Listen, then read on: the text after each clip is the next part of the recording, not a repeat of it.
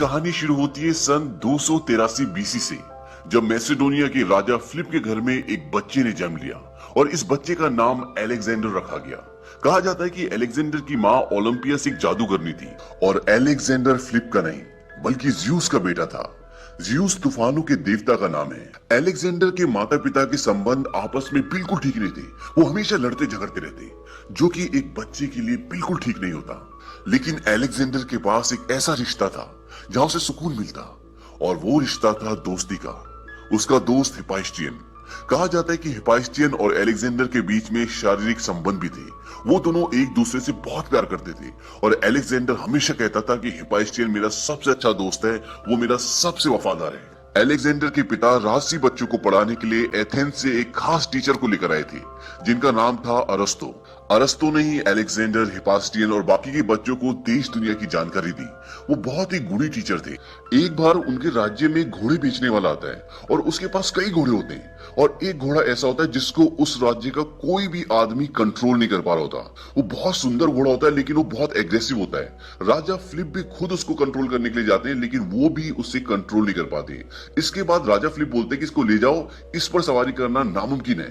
तभी वहां पर सिकंदर, जो मात्र 13 साल के होते हैं, वो बोलते हैं कि बाबा ये घोड़ा आप मेरे लिए खरीद दें, मैं इस पे सवारी करूंगा। उसके पिता बोलते हैं कि अगर नहीं कर पाया तो वो बोलता है कि मैं कर सकता हूं और मैं करके दिखाऊंगा। और इसके बाद अलेक्जेंडर उस जगह पर जाता है जहां पर घोड़ा होता है। अब जिस आदमी का ये घोड़ा होता है वो बोलता है कि महाराज ये घोड़ा इस बच्चे की जान ले लेगा, लेकिन सिकंदर उस घोड़े को कंट्रोल करता है, उस पर बैठता है और दूर तक उसकी सवारी करके आता है। और ये देखकर वहां पर जितने भी लोग होते हैं, जितने भी बड़े बड़े योद्धा होते हैं, जिन सब ने इस घोड़े पर सवारी करने की कोशिश की थी, वो सब हैरान हो जाते हैं सिकंदर के इस साहस से। और जिस तरह से उसने घोड़े को कंट्रोल किया था, उसके पिता फिलिप बहुत खुश हो जाते हैं। सिकंदर उस घोड़े का नाम ब्यूसेप्लस रखता है और उसे बोलता है कि आज के बाद हम दोनों साथी हैं। सिकंदर ने इतनी सी छोटी उम्र में बहुत बड़ा काम किया था जो उस राज्य के बड़े बड़े योद्धा भी नहीं कर पाए थे। वो एक कहावत है ना कि पूत के पैर पालने में दिख जाते हैं। वहीं आगे ये दिखाते हैं कि अलेक्जेंडर के पिता उसे महान योद्धाओं और पौराणिक कथाओं के बारे में बताते हैं। वो उसे अखिलीस के बारे में बताते हैं, प्रोमेथियस के बारे में बताते हैं, इडिपस की कहानी सुनाते हैं। सिकंदर बोलता है कि एक दिन मेरी तस्वीर भी इन्हीं लोगों की तरह दीवार पे होगी। उसके पिता बोलते हैं कि ये सब इतना आसान नहीं है, इन सब के लिए तुम्हें अपनी माँ के चुंगल से निकलना पड़ेगा। उसके पिता बोलते हैं कि जिंदगी भर औरतों से बच के रहना, वो मर्दों से ज्यादा खतरनाक होती है। वक्त गुजरता रहता है और सिकंदर और बड़ा हो जाता है, और अब सिकंदर के पिता एक और शादी कर रहे हैं। और उनकी शादी के दिन लड़की के चाचा एंटनस सिकंदर और उसकी माँ की बेइज्जती करते हैं। सिकंदर इस बात को बर्दाश्त नहीं कर पाता और वो पलटकर जवाब देता है। एंटनस बोलता है कि इसने हमारी बेइज्जती की है। राजा फिलिप इस बात से चिढ़ जाता है और वो बोलता है कि सिकंदर इनसे माफी मांगो। सिकंदर कहता है कि नहीं, मैं माफी नहीं मांगूंगा, और सिकंदर वहां से जाने लगता है। और जब उसके पिता फिलिप उसके पीछे पीछे जाते हैं तो वो गिर जाते हैं। सिकंदर बोलता है कि ये आदमी तुम्हें यूनान से फारस तक ले जाएगा जो खुद 2 कदम नहीं चल पाता। और इस बात से उसके पिता को बहुत गुस्सा आता है और वो सिकंदर को देश निकाला दे देते हैं। लेकिन कुछ ही वक्त बाद सिकंदर के पिता का खून हो जाता है। हालांकि ये कभी पता नहीं चलता कि उनके पिता का खून किसने किया था। कुछ लोग कहते हैं कि सिकंदर की माँ ने उनका खून करवाया था, और कुछ लोग कुछ और बातें। ऐसी कई कहानियां उनके खून के पीछे। और उनका खून होने के बाद सिकंदर को 20 साल की उम्र में मैसेडोनिया का राजा बना दिया जाता है। राजा बनने के बाद सिकंदर ने पहले अपने आसपास के राज्यों को अपने कब्जे में लिया और उसके बाद 40,000 की फौज के साथ एशिया पर कूच किया और एक के बाद एक कई राज्यों को अपने कब्जे में करता चला गया। और धीरे धीरे पूरा पश्चिमी एशिया और दक्षिणी मिस्र अलेक्जेंडर के कब्जे में आ गया। इसके बाद उनकी एक बहुत बड़ी जंग फारस से हुई, जो कि बेबीलोन के पास हुई थी, क्योंकि सिकंदर के पास मात्र 40,000 की फौज थी और फारस के पास 2.5 लाख से भी ज्यादा।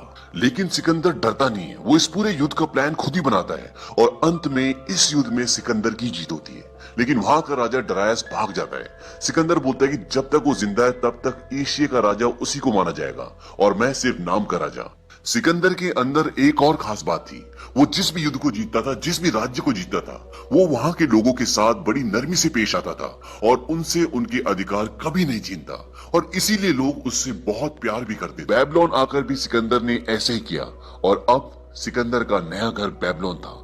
लेकिन अभी भी वो किसी भी कीमत पर राजा ड्रायस को मारना चाहता था और इसके लिए उसने उसका दूर दूर तक पीछा किया, लेकिन इसमें वो नाकामयाब रहा। सॉक्ट्रिया और बैक्ट्रिया के साथ साथ वो पूरे एशिया का सम्राट बन चुका था। और यही बैक्ट्रिया में सिकंदर ने एक ऐसा फैसला किया जिससे सब हैरान थे और उसके उस फैसले के खिलाफ भी थे। उसने फैसला किया था कि वो यहीं की एक लड़की से शादी करेगा और उसने ऐसा ही किया। दुनिया के सबसे ताकतवर इंसान ने एक बहुत ही आम लड़की से शादी कर ली थी। कुछ लोग कहते हैं कि उसने कबीलों से संबंध बढ़ाने के लिए ऐसा किया था, कुछ लोग कहते हैं कि उसे प्यार हो गया था, और कुछ लोग ऐसा भी कहते हैं कि उसने ऐसा सिर्फ वारिस के लिए किया था।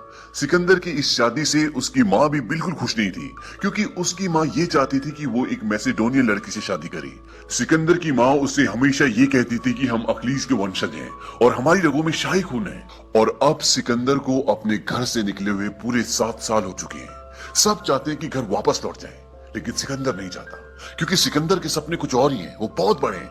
वो पूरी दुनिया पे कब्जा करना चाहता है, पूरी दुनिया पे राज करना चाहता है, और अपने इन्हीं सपनों को पूरा करने के लिए वो वहां से आगे बढ़ता है। और इसी सफर के दौरान सिकंदर के सूप में कोई जहर मिला देता है। सिकंदर उसे पीने वाला होता है कि उसे पता चल जाता है, और जब सिकंदर को पता चलता है कि इस साजिश में उसके अपने बहुत सारे लोग शामिल हैं, तो सिकंदर का दिल टूट जाता है। हालांकि इस साजिश में जो जो लोग थे, सिकंदर उन सबको मौत की सजा सुनाता है। इसके बाद सिकंदर अपने 1.5 लाख लोगों के साथ आगे का सफर तय करता है। ये एक चलती फिरती सल्तनत थी जहां पर हर प्रकार के लोग थे। हकीम, खानसामे, साहूकार, शिल्पकार, औरतें, बच्चे, वैश्याएं, गुलाम और जानवर भी। सिकंदर ने जिस भी जमीन पर पैर रखा वो पहले की तरह कभी ना रही। और अब सिकंदर हिंदू कुश पहाड़ों तक पहुंच चुका था। दरअसल वो खो चुके थे। उनके आगे बड़े बड़े पहाड़ थे और एक रास्ता था जो हिंदुस्तान जाता था, और सिकंदर अपनी पूरी सेना के साथ हिंदुस्तान आ जाता है। लेकिन हिंदुस्तान का वातावरण और हिंदुस्तान का पानी सिकंदर और उसके लोगों को रास नहीं आया। हिंदुस्तान आने के बाद भी उसने कई राज्यों को अपने अधीन लिया, लेकिन अब सिकंदर की पूरी सेना थक चुकी थी। वो घर जाना चाहती थी और वो सब सिकंदर के खिलाफ थे। लेकिन सिकंदर आगे बढ़ना चाहता था और वो आगे बढ़ता भी रहा, और अंत में हिंदुस्तान की सरजमी पर उसका सामना हुआ पोरस से। ये युद्ध पंजाब में झेलम नदी के किनारे हुआ था। आज हिंदुस्तान का वो हिस्सा पाकिस्तान में है, और इस युद्ध के दौरान सिकंदर को एक तीर लग जाता है और वो बहुत बुरी तरह घायल हो जाते हैं।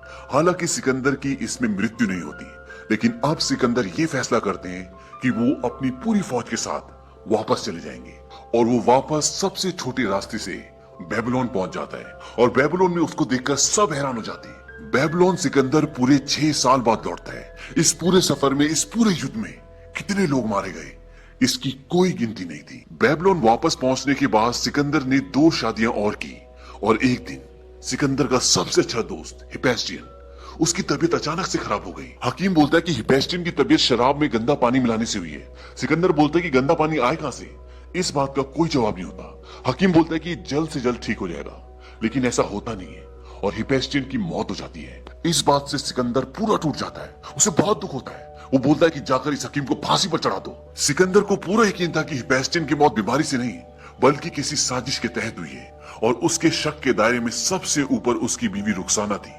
वो रुखसाना से बहुत लड़ता झगड़ता है और बोलता है कि आज के बाद मैं तुम्हारी शक्ल नहीं देखूंगा। सिकंदर उसका गला दबा ही रहता है कि वो बोलती कि मैं तुम्हारे बच्चे की मां बनने वाली हूँ, मेरे पेट में तुम्हारा बच्चा है, और सिकंदर उसे वहीं छोड़कर चला जाता है। लेकिन हिपैस्टियन की मौत ने सिकंदर को पूरी तरह से हिला दिया था, और 3 महीने बाद सिकंदर की भी उसी तरह से मौत हो जाती है जिस तरह से हिपैस्टियन की होती है। लेकिन मरने से पहले सिकंदर अपने मंत्रियों को बोलता है कि मैं चाहता हूं कि मरने के बाद तुम मेरी 3 इच्छाएं पूरी करो। पहली, मेरे ताबूत को कब्र तक हकीम ले जाएगा, ताकि लोगों को पता चल सके कि दुनिया का कोई डॉक्टर, कोई हकीम तुम्हें नहीं बचा सकता। दूसरी, मेरे खजाने में जितनी भी कीमती चीजें, सोना, चांदी, हीरे, मोती, पत्थर, वो सब मेरी कब्र के चारों ओर लगा दिए जाए, ताकि लोगों को पता चल सके कि मैं इस दुनिया से एक सिक्का भी उठाकर नहीं ले जा सकता। तीसरी और आखिरी, वो बोलता है कि मेरे ताबूत से मेरे हाथों को बाहर निकाल देना, ताकि लोगों को पता चल सके कि मैं इस दुनिया में खाली हाथ आया था और आज खाली हाथ। कहा जाता है कि सिकंदर की मृत्यु किसी सदमे या बीमारी से नहीं हुई थी, बल्कि उन्हें जहर दिया गया था, और जिसके चलते कुछ ही दिनों में उनकी मृत्यु हो गई। सिकंदर की मौत के बाद उसका पूरा साम्राज्य 4 हिस्सों में बांट दिया गया, और उन हिस्सों पे सिकंदर के खास लोगों ने राज किया। वहीं एक और आदमी था जिसका नाम था कैसेंडर, और वो सिकंदर का बहुत खास आदमी था, और उसने राजगद्दी के लिए पहले ओलंपियस को मरवा दिया, और उसके बाद 12 साल के अंदर उसने सिकंदर के पूरे खानदान का नामो निशान मिटा दिया। सिकंदर ने अपनी बहुत ही छोटी उम्र में बहुत कुछ हासिल कर लिया था, और वो चाहता तो मैसेडोनिया में रहकर जिंदगी में राज कर सकता था और एक राजा की मौत मरता। लेकिन सिकंदर के ख्वाब पूरी दुनिया को जीतने के थे और उसने वो सब कुछ किया जो उसने सोचा था। इसीलिए आज सिकंदर इतिहास के पन्नों पर अमर है और जब तक ये दुनिया रहेगी तब तक सिकंदर का नाम रहेगा। और इसी के साथ ये फिल्म खत्म हो जाती है।